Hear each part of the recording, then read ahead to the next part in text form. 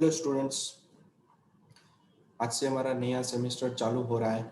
ठीक है, तो उसके अंदर हमारा फर्स्ट लेक्चर था कि और हमारे सब्जेक्ट का नाम भी यहाँ पे था Linux, understanding about Linux and Unix. ठीक है, तो ये हमारे सब्जेक्ट का नाम है। ठीक है, तो ये हमारा आज का फर्स्ट लेक्चर था। तो इसके अंदर हम पढ़ने वाले हैं कि लिनक्स और यूनिक्स एग्जैक्टली होती क्या है और कहाँ पे इसका यूज होता है। ठीक है, तो इंट्रोडक्शन हम देने वाले हैं आज के लेक्चर के अंदर लिनक्स और यूनिक्स के बारे में। ठीक है, तो आगे बढ़ते हैं हम। तो फर्स्ट ऑफ ऑल हम कौन कौन से टॉपिक यहाँ पे कवर करने वाले हैं। ठीक है, तो कौन कौन से टॉपिक यहाँ पे कवर करेंगे। तो यूनिक्स सिस्टम क्या है और लिनक्स क्या है, what is Unix and what is Linux. ठीक है, फिर इन दोनों के बीच में difference between Linux versus Unix. ठीक है, तो इन दोनों ओएस के बीच में डिफरेंसेस क्या है, कौन सी लैंग्वेज, कौन सी ओएस कहाँ पे यूज होती है और दूसरी लिनक्स है वो कहाँ पे यूज होती है और यूनिक्स कहाँ पे यूज होती है। इन दोनों के डिफरेंसेस हम दिखने वाले हैं। उसके बाद लिनक्स के फीचर्स क्या है, मतलब लिनक्स कहाँ कहाँ पे वो यूज होती है, तो उसके अंदर कौन कौन से ऐसे फीचर्स हैं जिसकी मदद से उसका यूज बहुत ही ज़्यादा होता है। ठीक है, फिर उसके बाद फ्लेवर, मतलब किस किस तरीके की लिनक्स ओएस आती है मार्केट में। ठीक है, फिर उसका जो आर्किटेक्चर रहता है, मतलब उसके अंदर जो सिस्टम रहती है, सॉफ्टवेयर बनाया गया है। ठीक है, तो वो किस तरीके से होता है, उसका आर्किटेक्चर भी हम पढ़ने वाले हैं। ठीक है, तो इन सारे टॉपिक्स को हम इस लेक्चर के अंदर कवर अप करने वाले हैं। तो आगे बढ़ते हैं हमारे फर्स्ट टॉपिक के बारे में कि what is Unix and Linux. तो पहले यहाँ पे दिया हुआ है कि व्हाट इज यूनिक्स। ठीक है, तो यहाँ पे दिया है कि यूनिक्स वाज ओरिजिनली स्पेल्ड, मतलब उसको पहले क्या बुलाते थे, तो उसको यहाँ पे बोला जाता है यूनिक्स। ठीक है, CS लगता था। ठीक है, तो ये Unix stand for uniplexed information and computing system, मतलब आपको कोई यूनिक्स की फुल फॉर्म बोलने को कहे तो आप यहाँ पे बोल सकते हैं कि यूनिप्लेक्स्ड इंफॉर्मेशन एंड कंप्यूटिंग सिस्टम, मतलब उसका यूनिक्स का फुल फॉर्म यहाँ पे इसका एक्चुअल प्रोनाउन ये होता है यूनिक्स, UNICH। ठीक है, इस तरीके से उसका एक्चुअली मीनिंग ये यूनिक्स नहीं है। ठीक है, उसको इस तरीके से प्रोनाउंस किया जाता है इसलिए, और उसका फुल फॉर्म इसी के बेस पे है कि यूनिप्लेक्स्ड इंफॉर्मेशन एंड कंप्यूटिंग सिस्टम। ठीक है, मतलब बहुत सारे इसके साथ जो भी इंफॉर्मेशन रहेगी वो एक दूसरे के साथ बहुत सारी मल्टीप्लेक्स, मतलब अलग अलग तरीके की कॉम्प्लेक्सिटी जनरेट करेगी प्रोग्राम को इंस्ट्रक्शन करते टाइम, और उसका जो भी कैलकुलेशन होगा उसको भी वो कंप्यूटिंग यहाँ से कर सकता है। इसके लिए यहाँ पे उसका नाम दिया गया है कि यूनिप्लेक्स्ड इंफॉर्मेशन एंड कंप्यूटिंग सिस्टम्स। फिर है कि Unix is a computer operating system, मतलब जैसे हमारे पास विंडोज है, ठीक है, मैक है, तो वैसे ही यूनिक्स भी एक one type of operating system ही है और कुछ नहीं है, which is capable of handling the activity from multiple users at a same time, मतलब बहुत सारे यूजर को वो एक साथ हैंडल कर सकती है, इस तरीके की वो यूनिक्स ओएस है। ठीक है, जैसे हम विंडो यूज करते हैं तो विंडो के अंदर हमारे पास एक ही क्लाइंट रहता है और एक ही यूजर रहता है। ठीक है, तीसरा या दूसरा यूजर इसके अंदर हम चेंजेस नहीं कर सकते, दूसरा यूजर बनाना चाहते तो बना सकते हो, पर रिक्वेस्ट जितनी भी इसके पास आती है, अलग अलग विंडोज के पास जितनी भी वो रिक्वेस्ट आती है उसको वो एक ही तरीके से मैनिपुलेट कर सकते, मतलब मुझे दूसरा अकाउंट वहाँ पे बनाना पड़ेगा। जबकि यूनिक्स को ऐसी कुछ चीजें देनी नहीं पड़ती, दूसरा अकाउंट भी बनाना नहीं पड़ता, वो अपने आप ही समझ जाता है कि किसका डेटा क्या है। ठीक है, मतलब अलग अलग पीसी में से उसको डेटा मिलेगा। ठीक है, तो यूनिक्स सिस्टम कहाँ पे यूज है, तो यूनिक्स सिस्टम है वो मल्टीपल यूजर्स को भी हैंडल कर सकता है। ठीक है, और ओएस हमारा जो है one type of operating system Windows, ठीक है, उसके अंदर मल्टीपल यूजर हो तो सकते हैं पर उसको हम हमारे हिसाब से अकाउंट बनाने पड़ते हैं। ठीक है, और यूनिक्स एग्जैक्टली कहाँ पे यूज होती है, तो जैसे जिस तरीके से मैंने आपको एक्सप्लेन किया कि यूनिक्स है वो मल्टीपल यूजर को हैंडल कर सकता है, तो कैसे हैंडल कर सकते हैं, यूनिक्स है वो हमारे नॉर्मल पीसी के अंदर यूज नहीं होती, और होती है तो भी बहुत कम यूज होती, क्योंकि वहां पे उसको बनाया गया है मल्टीपल यूजर को हैंडल करने के लिए। ठीक है, इसलिए उसको सर्वर पे रखा जाता है। ठीक है, जो भी हम वेबसाइट बनाते हैं, जो भी वेबसाइट है, वेब एप्लीकेशन से मोबाइल एप्लीकेशन, उस सब को एक सर्वर के अंदर रखा जाता है, जैसे हम बोलते हैं ऑनलाइन रखना। ठीक है, मतलब होस्टिंग करना। तो जो भी हमारा होस्टिंग है वो वन टाइप ऑफ, वहां पर भी उस हार्डवेयर को एक ओएस की जरूरत पड़ती है, ठीक है। जो भी हमारा सर्वर है उसको भी एक वन टाइप ऑफ ओएस की जरूरत पड़ती है। तो वहां पे किस तरीके की ओएस, तो वहां पे यूनिक्स या फिर लिनक्स नाम की ओएस रहती है, ठीक है। किस तरीके की, लिनक्स या यूनिक्स, क्योंकि ऑनलाइन हमने कोई भी डेटा रखा है तो हमारा डेटा हमें ही दिखाई देगा, हम ही हैंडल कर सकते हैं उसको, ठीक है।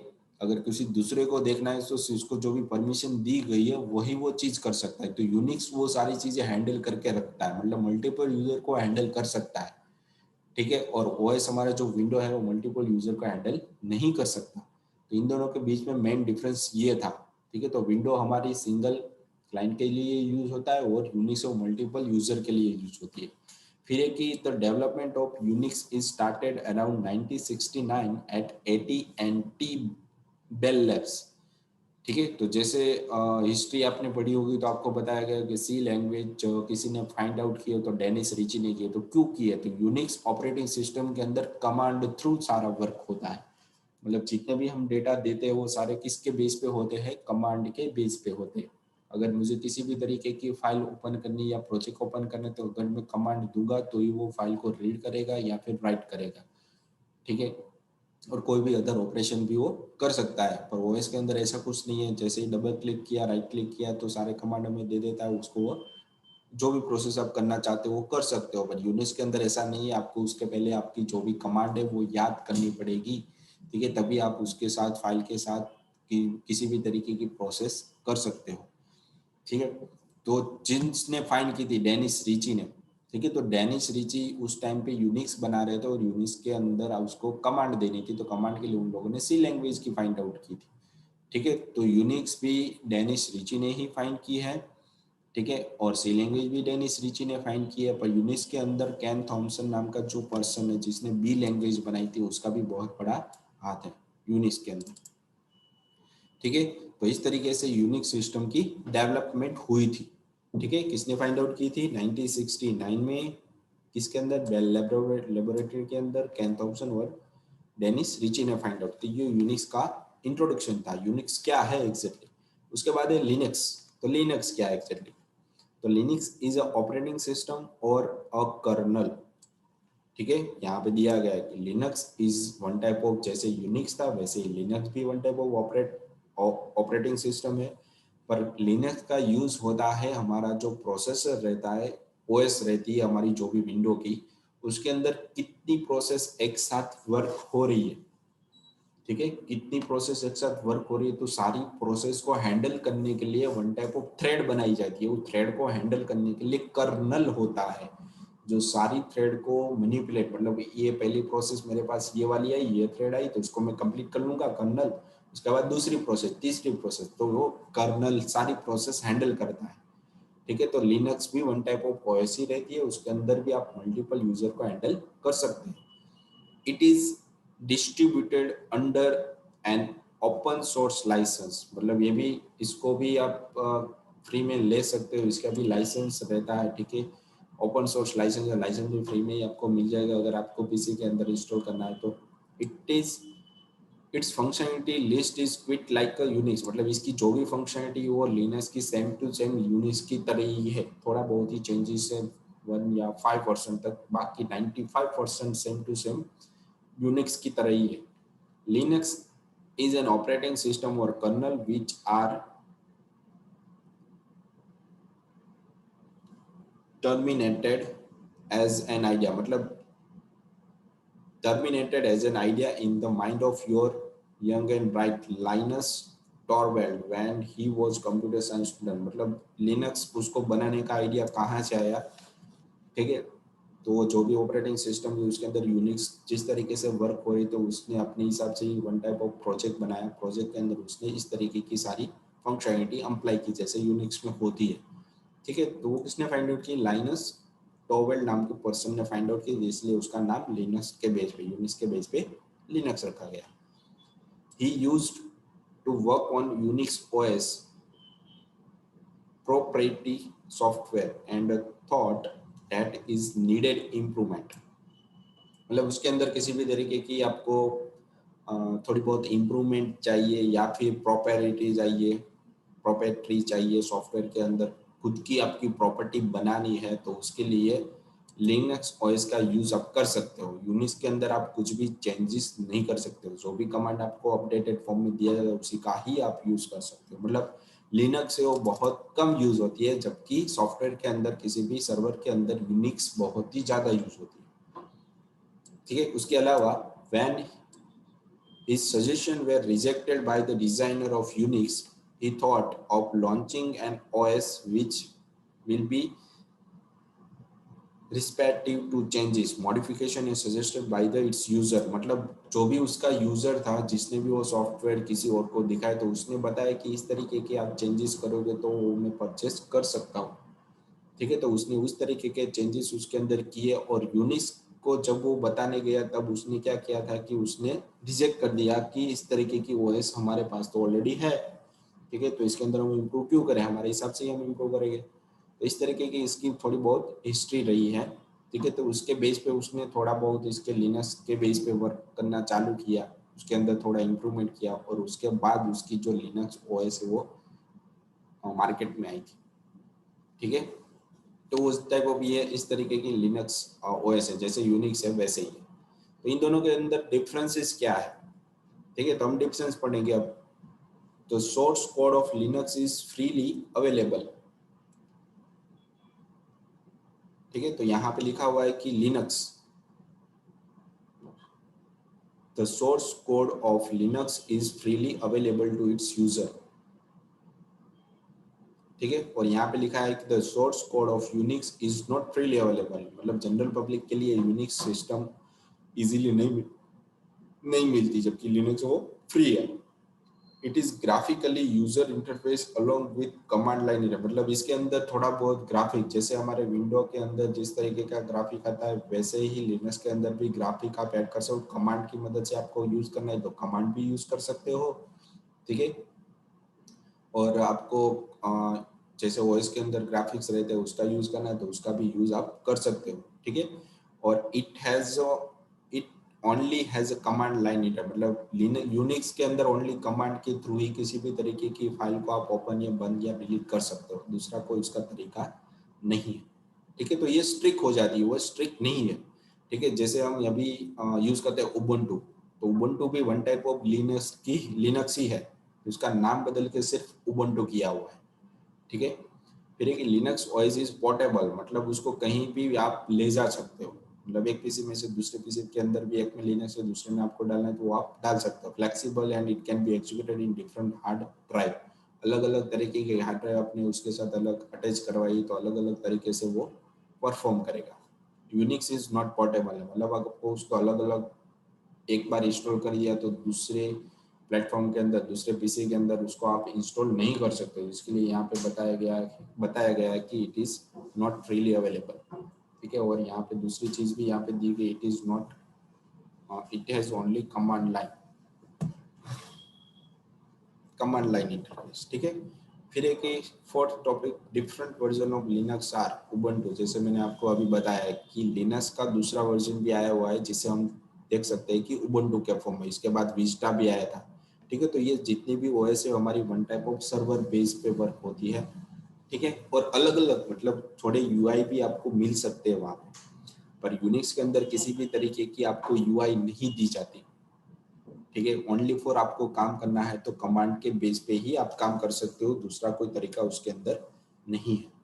ठीक है, फिर एक ही file system supported by Linux are as follow, मतलब इसके अंदर जो भी हमारी फाइल रहती है वो किस फॉर्मेट में पढ़ी जाती है, तो उसके लिए XFS, RAM FS, VFAT, cram FSM, extension 3, extension 4, इस तरीके से वो सारी फाइल वो रीड करता है।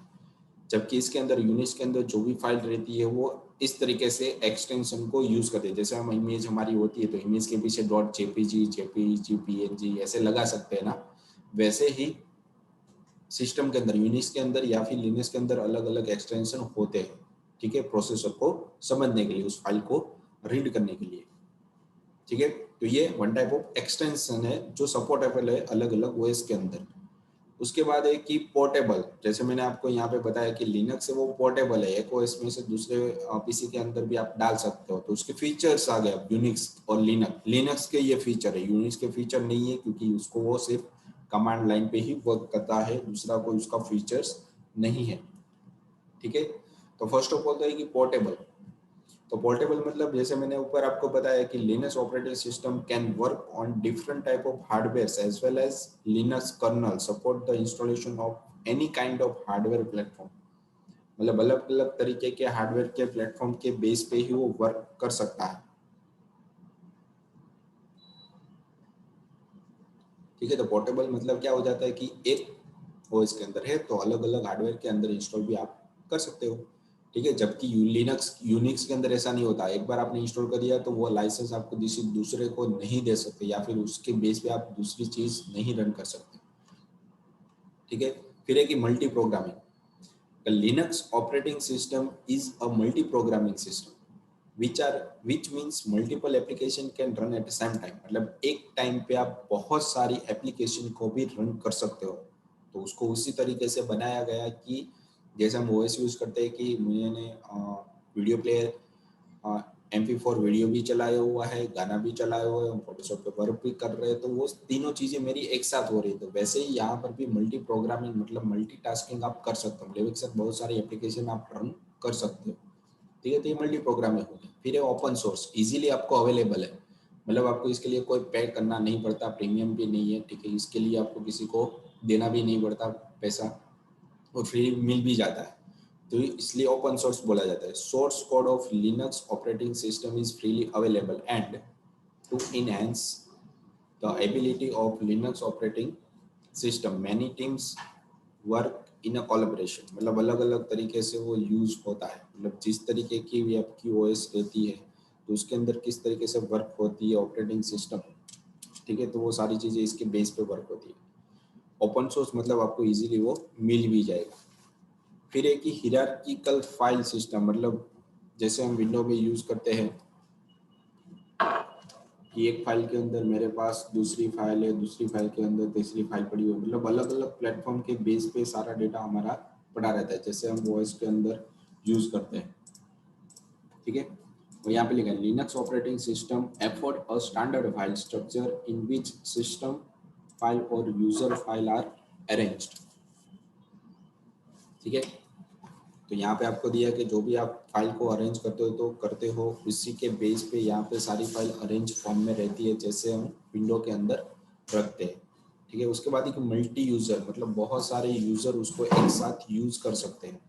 Linux operating system is a multi user system which means multiple user can access the system resource like RAM, memory, application, program at the same time। मतलब Linux के अंदर क्या, तो जो भी उसको रैम दी जाती है वो रैम कोई दूसरा बंदा भी उसको यूज कर सकता है, मतलब दूसरा क्लाइंट भी उसको यूज कर सकता है उसी रैम को।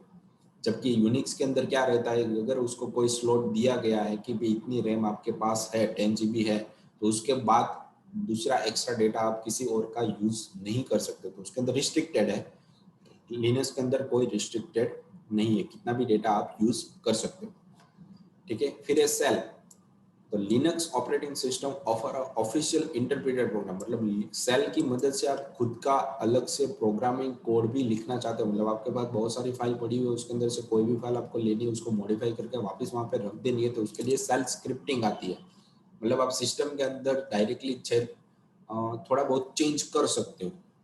ठीक है, it can be used to execute a command of an voice, मतलब उसको रन करने के लिए आपको कमांड देनी पड़ेगी वॉइस को, जिसकी मदद से वो रन करेगा, किसी भी फाइल के साथ वो एग्जीक्यूट करेगा। It can be used to do several type of operation like call application program and so on. मतलब अलग अलग तरीके की एप्लीकेशन को भी आप call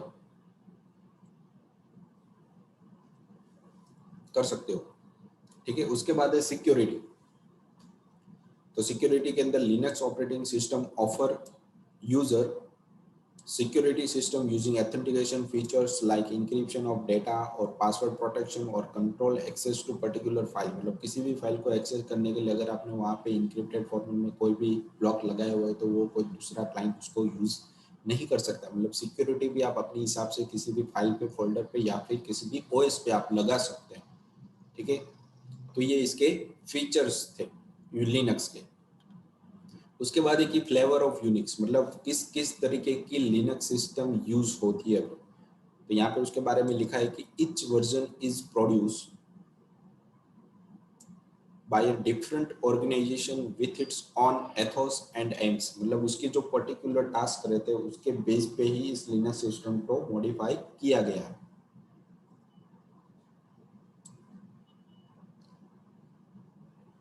the result is a unique version of Linux, मतलब लास्ट में जो रिजल्ट आता है वो क्या होता है कि one type of unique Linux बाहर आती है, नॉन एज अ डिस्ट्रो। उसको आप यहाँ पे डिस्ट्रो भी बोल सकते हो लिनक्स को। तो उसके बहुत सारे यहाँ पे वर्जन दिए हुए हैं। तो फर्स्ट ऑफ ऑल तो हम बहुत आइडेंटिफाई की उबंटू, ठीक है। तो उबंटू लिनक्स ही है वन टाइप ऑफ, उसके अंदर लिनक्स सिस्टम रहती है। फिर है फेडोरा, लिनक्स मीन, काली लिनक्स। तो ये सारी अलग अलग तरीके की मेन ओएस है जिसको हम बहुत हमारे प्रोग्रामिंग लैंग्वेज के अंदर भी यूज उसको कर सकते हैं, ठीक है। उसके बाद अलग अलग है कि Arch Linux, Zorin OS, Manjaro, Deepin OS, Max Linux, elementary OS, ठीक है, और सोलस। तो इतनी तरीके की अलग अलग टाइप की लिनक्स सिस्टम यूज की जाती है और मोस्टली फेमस रहती है वो चार तरीके की है, उबंटू, फेडोरा, लिनक्स और काली। ये चार का बहुत ही ज़्यादा यूज होता है। फिर एक आर्किटेक्चर ऑफ लिनक्स, मतलब उसका आर्किटेक्चर किस तरीके से होता है, ठीक है। तो उसके बारे में हम थोड़ा बहुत समझ लेते हैं यहाँ पे।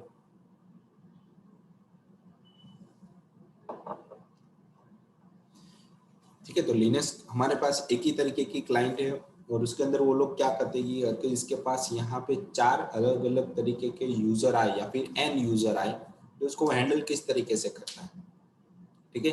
तो फर्स्ट ऑफ ऑल तो सेल स्क्रिप्टिंग के बारे में आपको बताया, कर्नल आपको बताया और हार्डवेयर। तो कर्नल जैसे मैंने आगे आपको एक्सप्लेन किया कि कर्नल क्या होता है, वन टाइप ऑफ वो सारी प्रोसेस उसके बाद जो भी आती है उसको वो हैंडल करता है, ठीक है।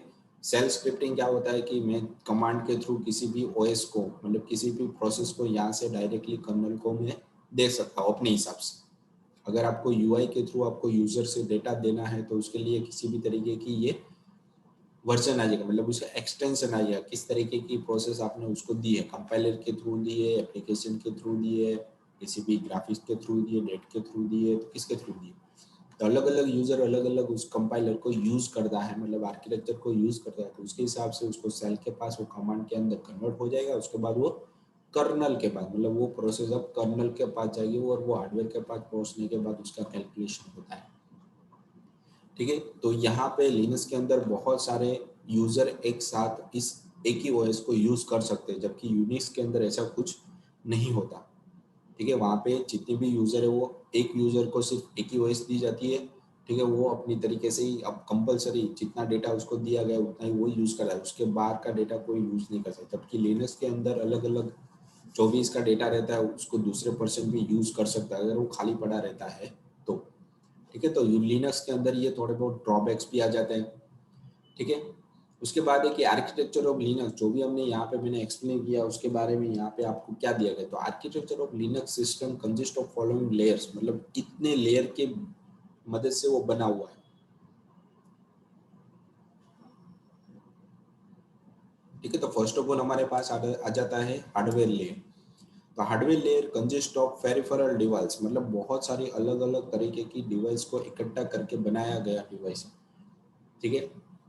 तो उसके अंदर क्या क्या आ जाता है कि रैम आ जाती है, हार्ड डिस्क आ जाती है, सीपीयू आ जाती है। इन चारों मतलब अलग अलग तरीके के, इसके अलावा भी बहुत सारे यहाँ पे डिवाइसेस लगे रहते हैं। इन सब का यूज करके हम यहाँ पे हार्डवेयर लेयर बना सकते हैं। उसके बाद देखिए कर्नल, तो it is the core component of operating system, मतलब किसी भी तरीके की ओएस आप यूज करो, विंडो यूज कर रहे हो या फिर यूनिक्स यूज करो या फिर लिनक्स या फिर उबंटू, किसी भी तरीके की ओएस आप यूज करोगे तो उसके अंदर कर्नल आता ही आता है। कर्नल का काम क्या रहता है, किसी भी तरीके की प्रोसेस उसको दी जाती है उसको वो मैनेज करता है, तो उसका कैलकुलेशन करना है तो कब करना है, कितने टाइम में करना है, तो वो सारा कैलकुलेशन करके रखता है वो, ठीक है। तो इसके लिए ये कर्नल बहुत ही इंपॉर्टेंट पार्ट है। इंटरेक्ट डायरेक्टली विद हार्डवेयर, मतलब वो डायरेक्टली हार्डवेयर के साथ कनेक्टेड रहता है। Provide a low level service to upper layer command, मतलब जो हार्ड हायर लेवल में से जो भी उसकी एप्लीकेशन आई है, रिक्वेस्ट आई है, उसको वो लोअर लेवल में कन्वर्ट करता है, उसके बाद वो हार्डवेयर को पास करता है, तो हार्डवेयर अपने हिसाब से उसकी कैलकुलेशन करेगा और उसका आउटपुट हमें देगा। ठीक है, तो ये 2 लेयर थे।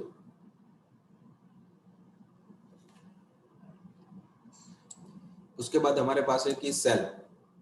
ठीक है, सेल स्क्रिप्टिंग भी बोलते हैं हम इसको, लास्ट में पढ़ेंगे कि स्क्रिप्टिंग क्या होती है, तो बीच में भी टॉपिक आ सकता है। Interface one type of application.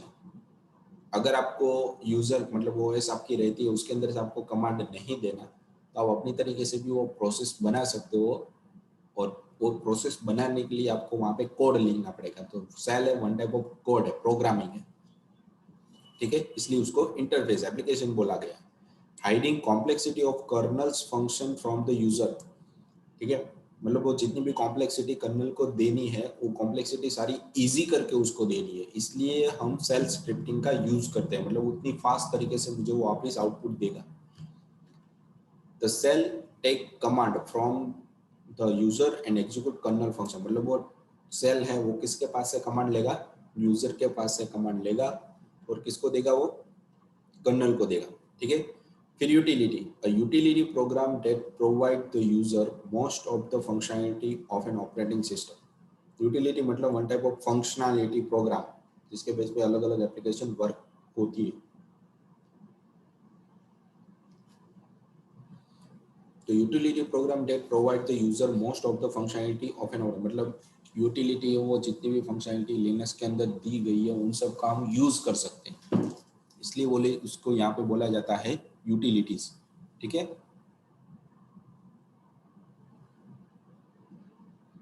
तो इतनी तरीके की आर्किटेक्चर हमारे पास।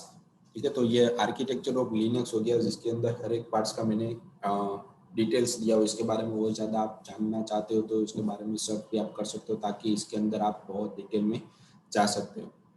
अगर लिनक्स या यूनिक्स ऑपरेटिंग सिस्टम हो, आप वन टाइप ऑफ सर्वर भी मैनेज कर सकते हो, अगर आपको उसके बारे में कमांड उसकी याद रहेगी तो उसका वो पूरा सब्जेक्ट आता है, जिसके अंदर आप अलग से खुद का एक प्लेटफॉर्म बना सकते हो।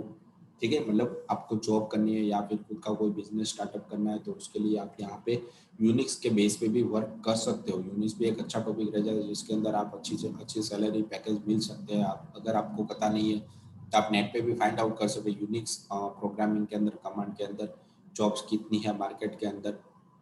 ठीक है, तो उसके अंदर भी आप प्लेटफॉर्म का अपना खुद का बना सकते हो। ठीक है, तो आज के लेक्चर के लिए इतना ही था। ठीक है, और एक बार और कि जो भी आपने ऊपर जो भी हमने पढ़ा है, ठीक है, तो उसके बारे में लास्ट में क्वेश्चन दिए गए। ठीक है, तो लास्ट टाइम आप जो भी क्वेश्चन गूगल क्लास के अंदर फिलअप कर रहे हैं, तो वो क्वेश्चन अब आपको करना है कि आपकी जो भी वेब एप्लीकेशन है RNWIT, ठीक है, तो उसके अंदर आपको असाइनमेंट के अंदर जाना है, और जो भी यहाँ पे क्वेश्चन दिए उसके आंसर वहाँ पे फिलअप करने हैं। अगर यहाँ पे वहाँ पे आपने पूरा लेक्चर कंप्लीट किया हुआ है, आपने पूरा लेक्चर देखा है, पर उसके आंसर आपने फिलअप नहीं किए, तो आपकी अटेंडेंस गिनी नहीं जाएगी। ठीक है, तो आपको अपनी अटेंडेंस दिखाने के लिए कंपलसरी जो भी यहाँ पे क्वेश्चन दिए हैं, ठीक है, उसके आंसर कंपलसरी आपको असाइनमेंट के अंदर, आपकी जो एप्लीकेशन है उसके अंदर असाइनमेंट में जाने के बाद इस सब्जेक्ट के रिलेटेड देने ही देने हैं, तो ही आपकी अटेंडेंस मानी जाएगी, वरना नहीं मानी जाएगी। ठीक है, तो और भी आपको इसके अंदर इंटरेस्टिंग पार्ट है तो आप अलग से भी खुद का भी सर्च कर सकते हो। ठीक है, बाकी तो मैंने यहाँ पे इंफॉर्मेशन सारी दे दी है, और ये हमारा फर्स्ट टॉपिक था, लिनक्स ऑपरेटिंग सिस्टम और यूनिक्स इंट्रोडक्शन था। ठीक है, क्या क्या होता है इसके अंदर, कहाँ पे यूज होती है, तो सारी चीज़ें हमने यहाँ पे पढ़ी। ठीक है, तो नेक्स्ट लेक्चर के अंदर इसके डिटेल में और जाएंगे अब। ठीक है, तो ये सारी चीज़ें आपको समझ में आ गई, तो आज के लेक्चर के लिए इतना ही था। Thank you.